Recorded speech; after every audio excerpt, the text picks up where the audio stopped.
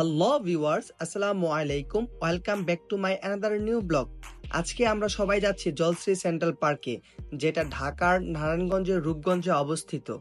এই Jalashree central park এত সুন্দর একটা জায়গা যে অনায়াসে মানুষের মনকে কেড়ে নিবে, নজর কাড়বে। এই সেন্ট্রাল পার্কটি বাংলাদেশ সেনাবাহিনী কর্তৃক নির্মিত। আজকে আমরা ভিডিওর শুরু থেকে শেষ পর্যন্ত শেয়ার করতে যাচ্ছি জলশ্রী সেন্ট্রাল পার্কের মুহূর্ত।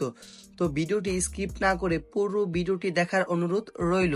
বন্ধুদের নিয়ে রওনা দিলাম জলশ্রী সেন্ট্রাল পার্কের উদ্দেশ্যে।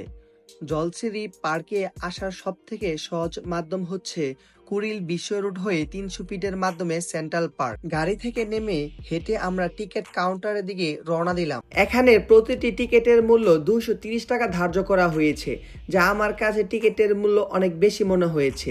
আমাদের 5টা টিকিট ক্রয় করার জন্য গুনতে হয়েছে 1150 টাকা। এই পার্কটি মূলত শুক্রবার ব্যতীত বাকি 6 দিন জনসাধারণের জন্য উন্মুক্ত করা থাকে। এই পার্কের ভিতরে ঢুকতেই আপনারা দেখতে পাবেন মনোমুগ্ধকর পরিবেশের দৃশ্য। এরকম মনোমুগ্ধকর দৃশ্য দেখতে কার না ভালো লাগে। যারা ঢাকার যান্ত্রিক কোলাহল থেকে নিজেকে বা পরিবারকে নিয়ে রিফ্রেশমেন্টের জন্য ঢাকার আশেপাশ থেকে ঘুরে আসতে চান, তাদের জন্য এটি হবে একদম পারফেক্ট। বিস্তীর্ণ সবুজ মাঠ, লেক এবং বৃক্ষরাজির সমন্বয়ে পার্কটি প্রাকৃতিক সৌন্দর্যে ভরপুর। শিশুদের খেলার স্থান, বোটিং সুবিধা, জগিং ট্র্যাক এবং পিকনিকের জন্য নির্দিষ্ট এলাকাও রয়েছে। বাচ্চাদের খেলার জন্য অনেকগুলো রাইডও রয়েছে। এখানে 12 বছরের কম বয়সীরা এই রাইডগুলো ব্যবহার করতে পারবে। তবে এই সুন্দর রাইডগুলো ব্যবহার করতে এক্সট্রা কোনো টাকা পেমেন্ট করতে হয় না। চাইলে আপনি সারাদিন কাটাতে পারবেন এখানে। একসাথে অনেক বাচ্চারা এখানে খেলাধুলা করতে পারবে। পার্কের পাশ দিয়ে বয়ে চলেছে সুন্দর একটি লেক। এখান থেকে আপনারা চাইলে স্পিড বোট ভাড়া করে ঘুরতে পারবেন এক প্রান্ত থেকে অপর প্রান্তে।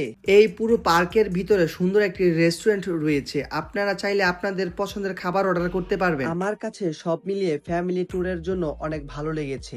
আপনারা যারা এখানে গিয়েছেন আপনাদের কেমন লেগেছে তা কমেন্ট করে জানাবেন। আর যারা এখনো যাননি তারা সময় বের করে একটা সুন্দর সময় কাটানোর জন্য যেতে পারেন। এই পার্ক সকাল 9টা থেকে রাত 8টা পর্যন্ত খোলা থাকে। তো আজকের ভিডিওটি এখানেই শেষ করছি। ভিডিওটি ভালো লাগলে অবশ্যই লাইক, কমেন্ট, শেয়ার করতে ভুলবেন না। আল্লাহ হাফেজ।